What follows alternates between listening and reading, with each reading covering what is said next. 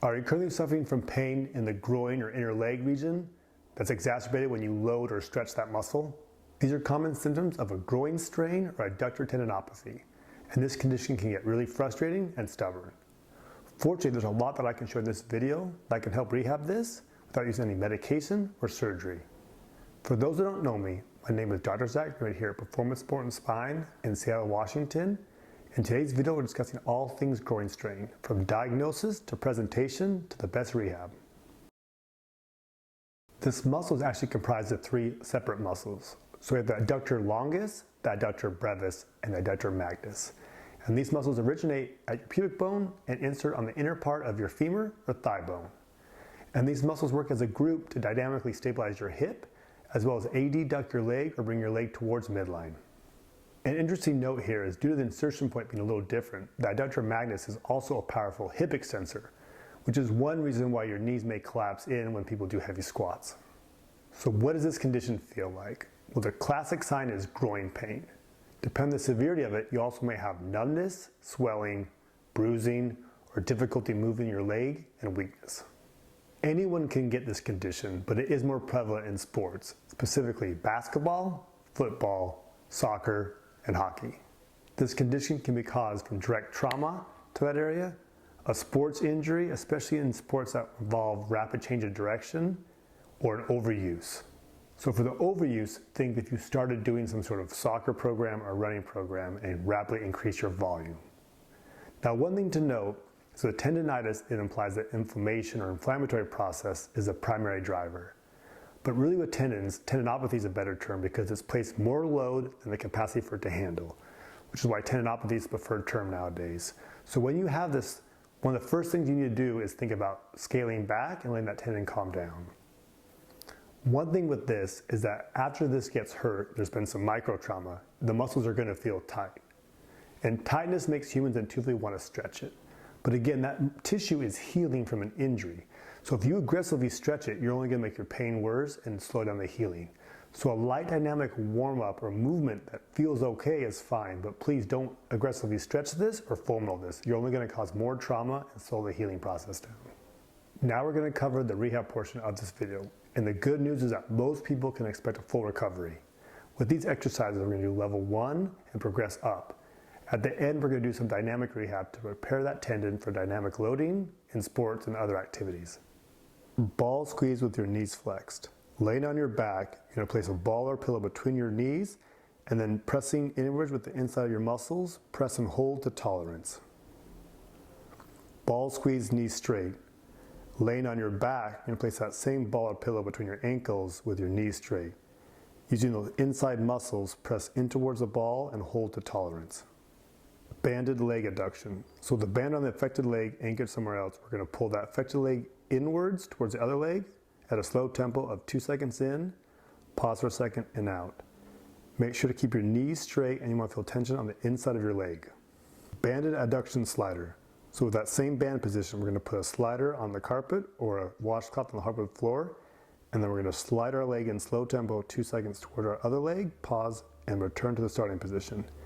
Make sure to keep your leg in line with your other ones and don't let it go forward. Lateral lunge. Step out to the side, pushing that hip backwards and keeping the leg straight. Repeat on the opposite side. Make sure to press your hip back and not to the side. You should feel tension on the hip and the inside of the other leg. To increase the difficulty, hold a weight. Copenhagen short lever. Placing your affected leg on a bench or a step with your knee bent and your elbow under your shoulder. Press yourself up so your legs parallel with your body and hold to tolerance. Copenhagen long lever. With that same bench, now your knees straight or extended, we're going to put our ankle on the bench with our elbow under our shoulder and hold ourselves up to parallel and then hold to tolerance. For dynamic rehab of that tendon, lateral jumping, so stand on one leg, jump to the side and back, increasing the distance that you jump to increase the difficulty. And then do that with a band. So put the band around your waist and then jump into the band to make it more challenging. With diagnosing this, we're fortunate because there's 3 great criteria that if you have all 3, it's highly likely that you have this condition. Number 1, does pressing on that tendon or palpation reproduce your pain? Number 2, does stretching your leg outwards, putting tension on that tendon, reproduce your pain? And then number 3 is the adductor squeeze test. So with the person laying on their back with their knees straight, place your forearm between their ankles like the picture here and have them squeeze their ankles into your arm. Does this contraction cause your pain? If the growing pain that you're suffering from doesn't sound like the stuff I just talked about, there are other common causes of growing pain such as your hip, pubic symphysis, hip flexor, or oblique issues. If so, this video in the upper right will go through those conditions and you can understand that those are causing it, and then we'll have rehab options that you can follow. There are 3 different grades of groin strains, level 1 to level 3. Level 1, or mild grade, there's no bruising and it typically heals between 1 and 3 weeks. Level 2, or moderate grade, means there is bruising and it typically heals between 3 and 6 weeks. And level 3, or severe grade, mean the muscle is torn and it typically heals about 4 months, but this is highly dependent on the level of damage. For you squatters out there that are dealing with this condition, here's a little trick that I've learned to help kind of continue to lift when dealing with this. So as you go lower, it often puts more stress on that adductor tendon, causing more pain. So what you can do is limit your range of motion by doing box squats while you rehab this, and then over time, as the tendon gets stronger and calms down, you can gradually increase your depth.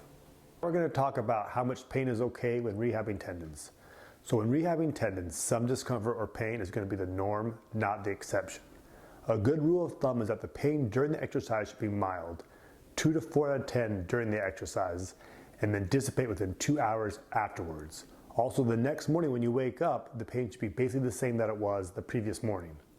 When you're doing these exercises, you want to make sure that each 1 to 2 weeks you're increasing the intensity or making the exercises more difficult. A good way to track that is to use the rate of perceived exertion, or the RPE scale, as we show you here. So let's say you're doing exercises and it's about a 4 out of 10. And you start to level off and you're not seeing any gains. You need to increase the difficulty or to go to RPE of 5 by adding more weight or going slower tempo, and then continue to do this. A lot of people fail tendon rehab because they don't increase the exercises enough and then they kind of level off or add more reps. But the goal is to increase the intensity as long as you need to get back to the level that you want to be. Thank you so much for watching our video on adductor tendinopathy. We really found it helpful and gave you some great rehab options to try. If you did find the video helpful, please like it and subscribe to our channel, and don't forget to check out our other videos.